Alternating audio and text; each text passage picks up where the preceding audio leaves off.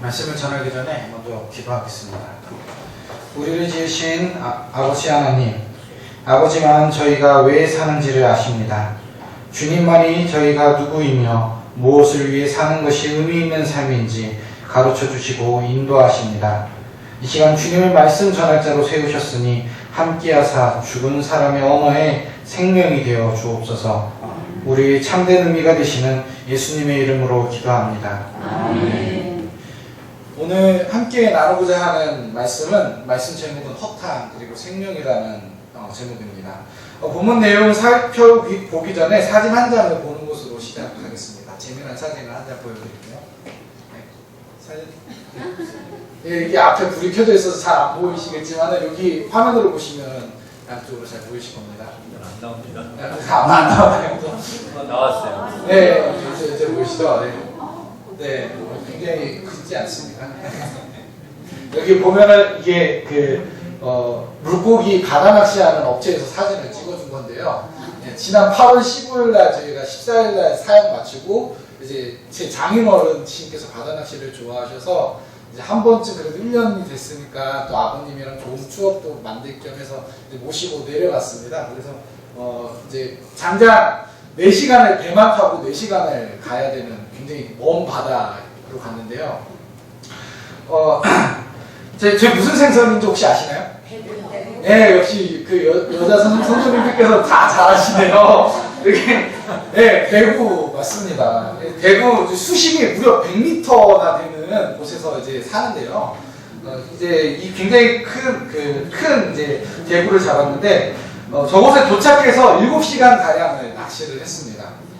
자, 제가 낚시를 거의 처음 해봤기 때문에 많은 것이 서툴렀습니다. 진짜 주변에서 걱정도 많이 했고요. 배멀미 하지 않을까 막 염려도 하셨었는데 다행히 굉장히 유익한 경험이었습니다. 그런데 여기서 문제입니다. 한 가지 여쭤보겠습니다. 자, 이미 답을 눈치채신 분도 계시겠지만 제가 저곳에 가서 몇 마리의 물고기를 낚았을까요? 한 마리. 한 마리? 또? 네? 네, 제목에 나와 있습니다. 허탕입니다. 네, 낚시는 허탕 쳤습니다. 7시간 동안 열심히 나는 진짜 아버님한테 전날 밤 바로 즉석에서 배워가지고 이제 낚싯대도 빌려가지고 아버님 낚싯대 가지고 샜는데 이게 아주 쉬운 줄 알았어요. 낚시가 정말 그냥 미끼만 던지면은 다 잡히는 줄 알았는데 이게 아니더라고요. 거기다 저 혼자만 잘하면 되는 줄 알았더니 이게 또 아닙니다. 배에서 신호를 주는데 그 신호에 맞춰서 미끼를 던지고 미끼를 또 건져내야 돼요. 안 그러면은 배 밑에서 이게 물이 돌면서 줄들이 다 꼬여가지고 낚시를 망치게 됩니다. 다른 사람 낚시가죠. 그래서 이게 굉장히 어려운 일이더라고요. 굉장히 민폐를 많이 끼쳤습니다. 저희 아버님께서도 잡으시다가 막 먹고서 저 와가지고 막 하셔가지고 낚시 초반에는 거의 망치셨었고요. 그래서 그러셨는데 정말 허탕친 낚시였습니다. 정말 고생은 고생대로 엄청 했는데 그냥 여름 뜨거운 햇살 아래서 선크림 하나 발라놓고서 짠내난 바다 냄새 맡으면서 굉장히 고생을 했는데 아무것도 못 잡았어요.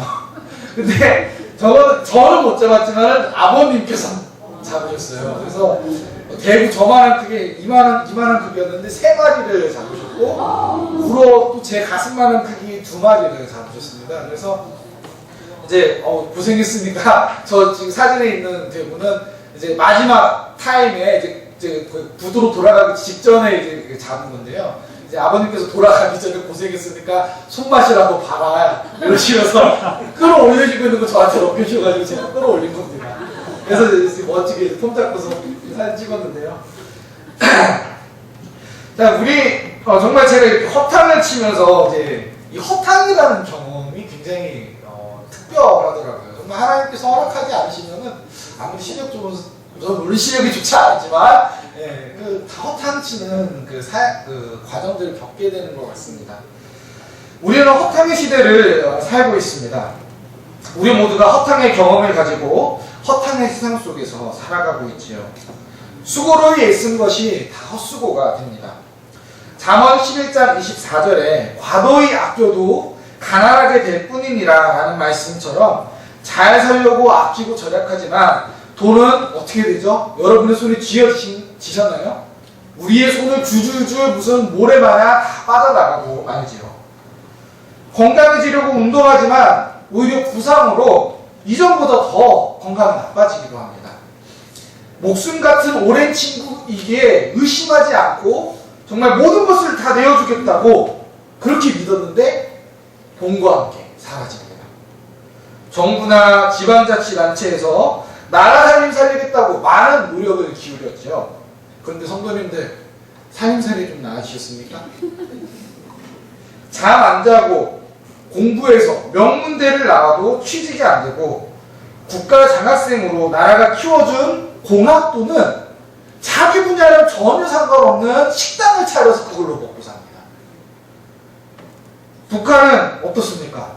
가난하고 힘없는 사람들, 약한 사람들, 지금 굶주리고 있는 어린아이들 먹이라고 쌀과 여러 돈을 공급해줬더니 그걸 무엇을 했죠? 핵을 만들었습니다. 자신들의 기득권을 유지하기 위한 수단으로 핵미사일을 만드는데 다 써버린 것이죠. 우리 모두가 만성적인 허탕의 늪에 이렇게 살아가고 있습니다. 오래 신앙생활하신 분일수록 이 늪을 더 많이 그리고 더 자주 경험하시게 되죠. 허탕을 치면 칠수록 우리는 어떤 기분인가요? 삶의 의욕이 막 넘치시나요? 허탕을 막 쳐도 모든 하는 일마다 더 수고가 돼도 막 에너지가 넘치십니까? 그러셨으면 좋겠습니다. 그게 우리 그리스도인들의 장점이 아니겠습니까? 하지만 일반적인 사람이라면 그렇지 않죠. 삶의 의욕을 잃어버립니다. 허탕에서 그치는 게 아니라 이 문제만이 허탕으로 끝나는 것이 아니라 나의 삶 전체가 허탕이 되어버리죠. 삶의 의욕을 잃어버리게 되는 겁니다. 살아가는 의미 없이 그저 기계처럼 살아가죠. 주님께서는 전도자의 목소리로 우리에게 이같이 말씀하십니다. 헛되고 헛되니 모든 것이 헛되도다. 해 아래에서 수고하는 모든 수고가 사람에게 무엇이 유익한가? 그리고 이렇게 말씀하십니다.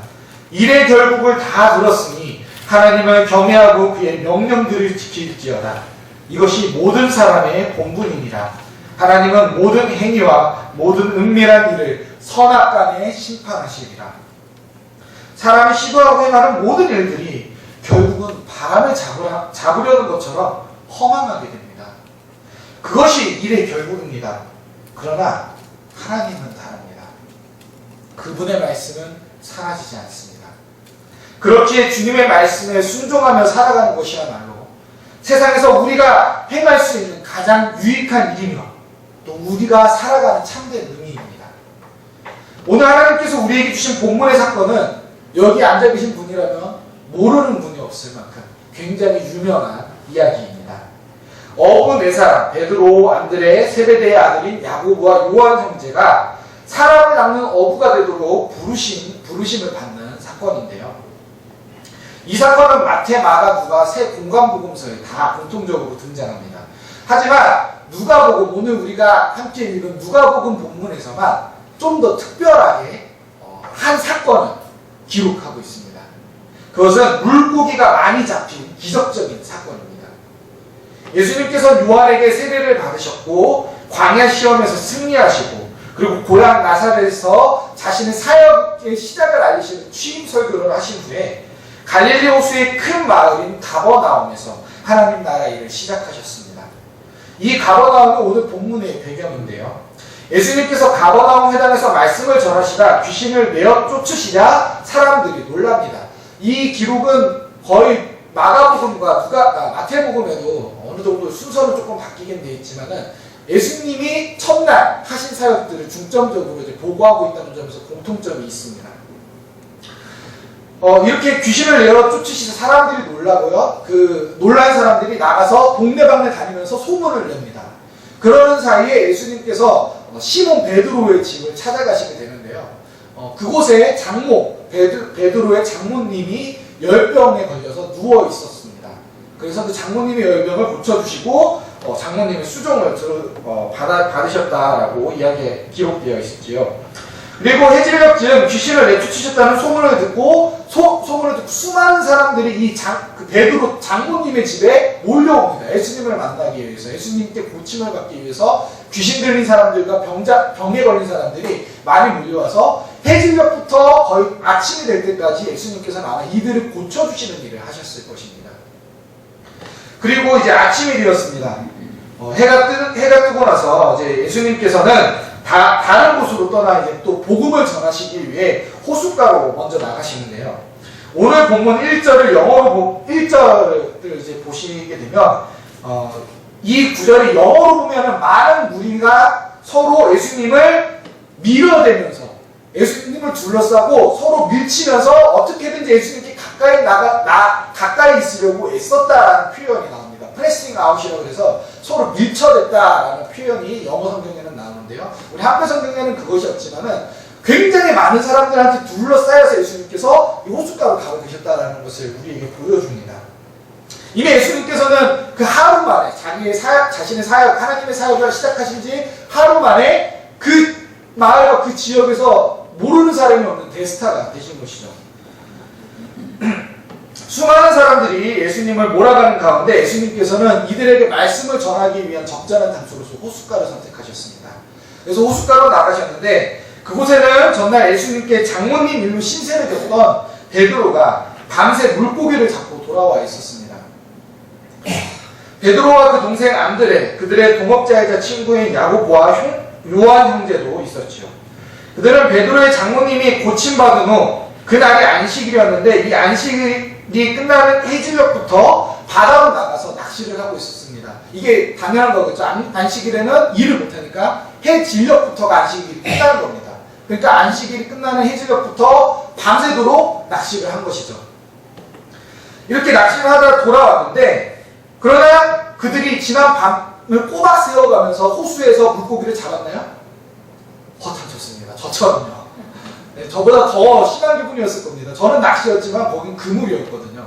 수많은 물고기를 잡을 수 있는 그물이었고, 또 그들이 갈릴리 호수에서 물고기를 잡아본 것이 한두 해가 아니지 않습니까? 그들이 어렸을 때부터 그 동네에서 자랐기 때문에 물고기를 잡고 그걸로 살아가는 것이 그들의 업이었던 그들에게 있어서 물고기가 안 잡힌다는 것은 굉장히 이례적인 일이었고 굉장히 특별한 일이었을 것입니다. 허탈한 마음처럼 그들은 지난밤 꼬박 새어가는 호수에 있었지만 아무것도 잡지 못했고 몸은 무거웠습니다. 그리고 그물은 어땠을까요? 가벼웠죠. 허탈한 마음처럼 텅 빈 배를 몰고 호숫가로 나와 그물을 씻고 엉킨 그물을 정리하는 중이었습니다. 그때 예수님께서 많은 무리에 둘러싸여서 그들에게로 오셨습니다.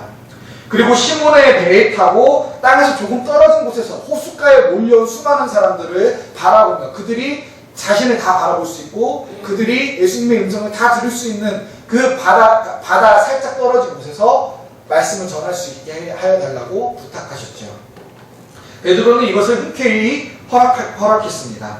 그리고 바다로 조금 떨어진 곳에서 말씀을 마치신 예수님께서 시몬에게 이렇게 말씀하시죠. 깊은 데로 가서 그물을 내려 고기를 잡으라 라고 말씀하십니다.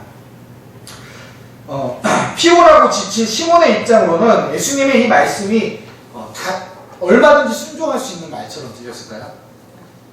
절대 그렇지 않습니다. 만약 그랬다면 오늘 본문 5절 말씀은 기록되지 않았을 것입니다. 베드로는 굉장히 피곤했고 또 베드로가 화를 내도 이상하지 않은 그런 요구였던 것입니다. 꼬박 밤을 새우며 노력했지만 허탕을 친 하루였는데, 같은 경우는 기분도 안 좋은데 이제 정리까지 다 하고 얼른 집에 가서 잠 못 잤으니까 이제 발 닦고 빨리 잠을 자야 되는데, 이미 깨끗하게 정리된 그물을 갖다가 또 깊은 데가 가까운 곳일까요? 멀리 있지 않겠습니까? 호수면 더 그렇겠죠. 깊은 데로 나가려면 또 한참을 나가야 되고, 그물을 또 던지면 여태까지 씻어놓고 다 정리된 그물을 다시 또 씻고 또 해야 되고, 이런 귀찮음이 있지 않겠습니까? 이런 불편함이 있지 않겠어요? 베드로가 이것으로 인해서 굉장히 불편한 마음이 있었을 것입니다. 그렇기 때문에 오늘 5절 말씀에서 이렇게 이야기하는 겁니다. 함께 읽겠습니다. 5절 말씀입니다. 대답하여 이르되 잡은 것이 없지만은 말씀에 의지하여 내가 그물을 내리리이다. 기꺼이 할 생각이었다면 방금 읽은 것처럼 베드로가 이야기할 필요가 없는 겁니다. 일단 장모님 때문에 신세도 졌고 또 회당에서나 자신의 배 위에서 가르치시던 것을 좀 떠올리면서 조금은 예수님의 평범한 모습 너머에 있는 어떤 특별함을 느꼈기 때문일 수도 있겠지만은, 그러나 그의 어조와 내용은 아니 우리가 이렇게 고생했는데 또 하라고요? 라는 느낌을 담고 있는 겁니다. 바로 그 뒤에 이어 하지만 말씀에 의지해서 그물을 내리겠다라고 말합니다. 일종의 빚진 셈 치고 속는 셈 치고 한번 내려보겠습니다 라고 말하고 있는 것입니다. 이것이 오늘 하나님께서 우리에게 주목토록 하시는 첫 번째 말씀입니다. 주님께서는 베드로의 이 말에서 허탕의 시대를 살아가는 우리의 모습을 보여주십니다. 허탕의 연속인 삶에 피곤하고 지친 우리 시대의 모습을 보여줍니다.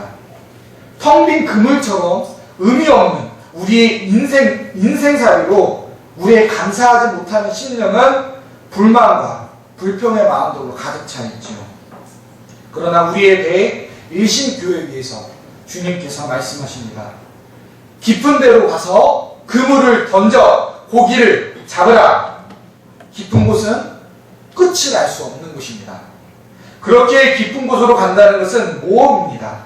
어쩌면 돌아오지 못할 곳으로 나아가는 것입니다. 여러분, 에베레스트와 같은 험한 땅을 갈 때, 험한 곳을 올라갈 때 그곳을 가려고 하는 사람들이 자신이 지치고 피곤한 상태에서 갈까요? 그렇지 않습니다.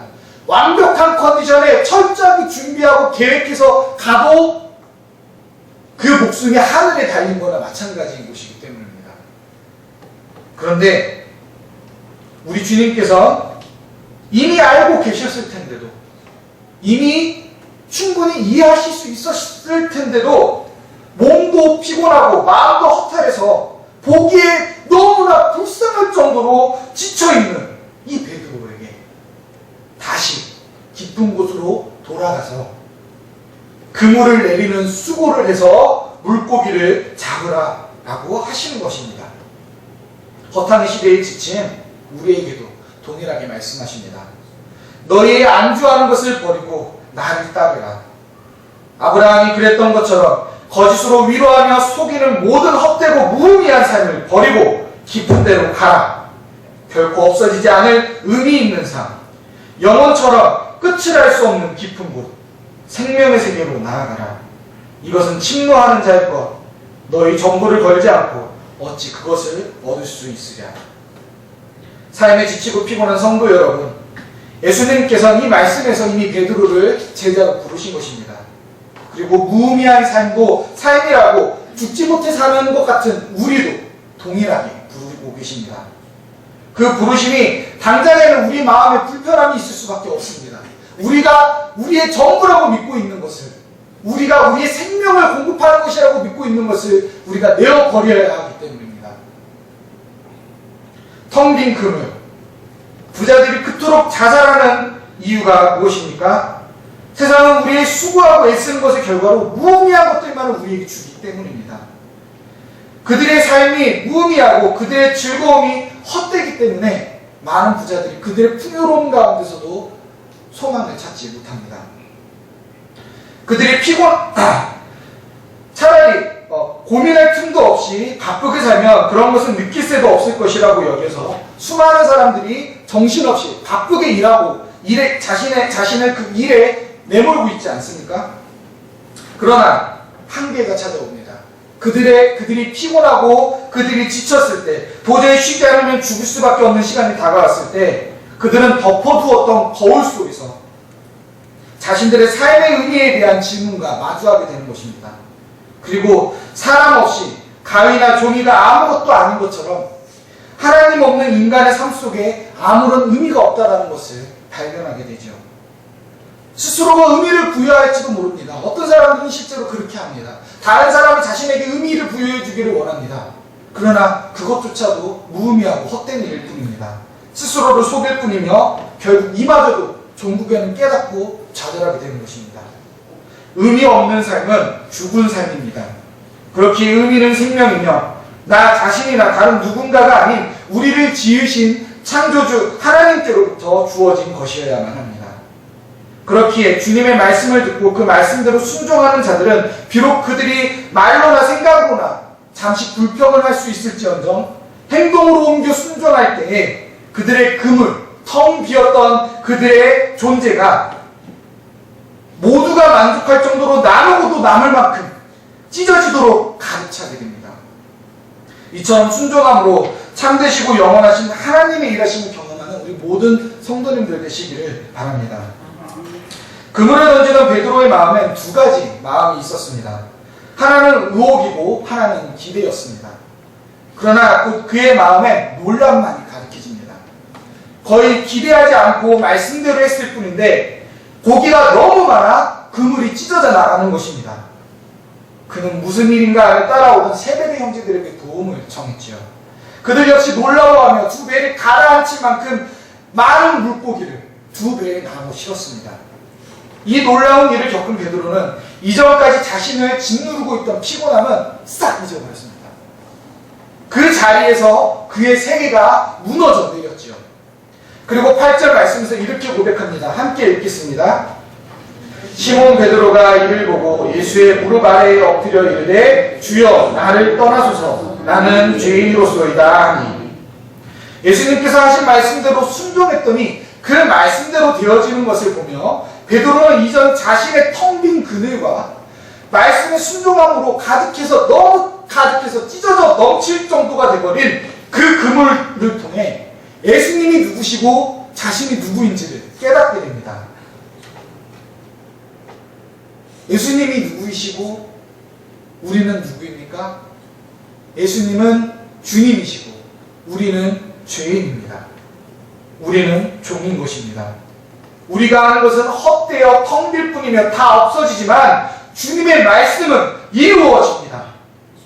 신명기는 거짓 선지자를 분별할 때 그가 한 말대로 이루어지는 것을 보고 판단하고 가르칩니다. 로마서에서도 사람은 다 거짓되지만 오직 하나님만은 참되시다 라고 고백합니다. 베드로의 이 고백을 통해 하나님께서는 우리에게 놀라운 두 번째 교훈을 주십니다. 하나님이 우리의 주인 되시고 우리가 죄인임을 깨닫게 되는 것은 하나님의 일하심 속에서만 나타난다는 것이죠. 우리가 스스로 죄인인 것을 먼저 깨닫는 것이 아닙니다. 우리 스스로 우리가 죄인이라는 것을 깨달을 능력도 우리에게는 없습니다.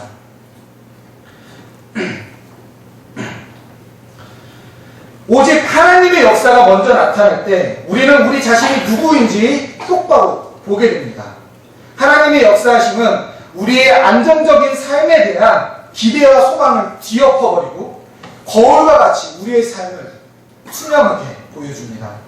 그리고 하나님의 완전하심에서 멀리 떨어져 있는 불완전하며 왜곡되고 뒤틀린 우리의 비정상적인 모습을 보게 하십니다. 하나님 없이 무의미하게 살아갈 때에는 결국 그것을 알 수 없습니다. 그러나 그분의 말씀이 선포되고 우리가 순종할 때 그리고 그 가운데 하나님의 역사하심이 나타날 때 그분의 빛이 짙게 드리워진 우리 삶의 어둠을 비추십니다. 죽음의 영역에서 생명의 영역으로 무의미한 삶에서 의미로 가득한 삶으로 옮김을 받습니다. 아무도 가보지 않은 산골 마을이 있었습니다. 제가 지은 이야기이기도 하는데요. 다리 저는 사람들만이 그 마을에 모여서 살고 있었습니다. 거기서 나고 자란 이 모든 사람들은 바깥 세계로 나가본 적이 없었습니다. 다리 저는 것이 정상이라고 모두가 생각했죠. 그런데 어느 날 한 모험심 강한 탐험가가 외부에서 찾아왔습니다. 이 탐험가는 키도 훤칠하고 다리도 멀쩡했습니다. 다리도 절지 않았지요. 다리 저는 사람들은 처음 보는 이 외진이 너무나 신기했습니다. 하지만 자신들과 같지 않은 자신들처럼 다리를 절지 않는 모습을 보며 혀를 칙칙거리면서 불쌍하다고 생각을 했죠. 그게 비정상이라고 생각했기 때문입니다. 고향으로 돌아간 탐험가는 얼마 뒤 의사들을 데리고서 돌아왔습니다. 의사들이 몇 사람의 다리를 고쳐주어 똑바로 걸어다니게 해주었고 그제서야 많은 사람들이 자신들이 지금까지 살아온 방식이 정상이 아니라는 것을 깨닫게 되었던 것이죠. 그리고 많은 사람들이 의사에게 고침을 받고 바르게 걸어다니게 되었다고 합니다. 그러나 끝끝내 그 가운데는 어떤 사람들은 아니 무슨 소리야, 저 사람들이 끝까지 비정상이야, 내가 정상이야 라고 믿으면서 고침을 거부한 사람들이 있었죠. 정상 없이 비정상은 있을 수 없습니다. 그런데 우리 시대를 대변하는 비정상의 정상화라는 말처럼 산골 마을의 이야기가 보여주는 그 교훈과 같이 무엇이 바른 것인지 답이 보이지 않아서 지금 이 시대에 수많은 사람들이 헤매고 있습니다. 저마다 자기 스스로를 정상의 가치로 내세우면서 살아가고 있지요. 날마다 호수로 나가 물고기 또는 내가 아닌 다른 생명을 빼앗아 연명하는 생존이 전부인 무의미한 삶을 살아가고 있는 것입니다. 그런 삶을 살았던 베드로가 예수님과 그분 안에서 일하시는 하나님을 경험하고 자신을 죄인이라고 고백한 것처럼 우리 역시 먼저는 예수님의 몸된 교회를 통해 역사하시는 하나님을 경험하며 우리의 정체성을 다시 보아야 합니다. 말씀을 듣고도 행하지 않는 사람은 거울을 보고 가서 자기 얼굴을 잊어버리는 사람과 같다고 하신 예수님의 말씀처럼 선포되는 하나님의 말씀과 예배 가운데 살아계신 하나님을 만나고 그 뜻대로 순종하며 살아가야 합니다. 예수님께서 베드로에게 보여주신 정상의 모습, 하나님의 뜻에 합당한 모습, 의미 있는 삶의 모습처럼 우리 교회가 답을 찾지 못해 무의미의 공허 속을 헤매는 이 세대 가운데 무엇이 의미 있는 삶이며 무엇이 정상, 곧 하나님의 뜻을 이루는 삶인지 보여주어야 한다는 것입니다. 그것이 하나님께서 교회를 세우신 목적입니다. 이처럼 무의미한 삶의 노예에서 자유케 되어 주님께서 우리에게 보여주신 본을 따라 세상의 하나님 나라를 삶으로 보여주는 우리 모든 성도님들 되시길 기원합니다. 기도하겠습니다.